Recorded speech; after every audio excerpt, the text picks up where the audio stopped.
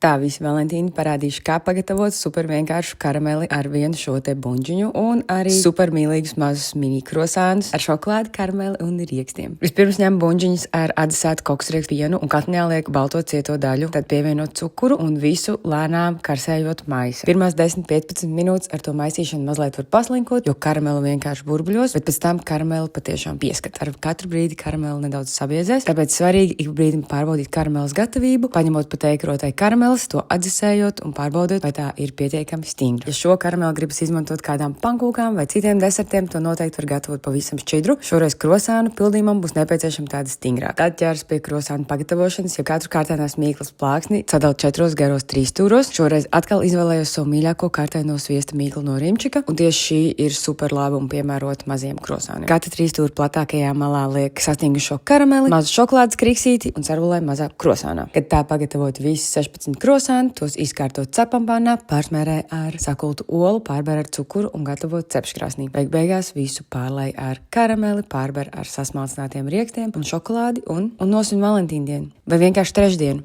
ceturtdienu vai piekdienu. Tālāk. Labu apetīti!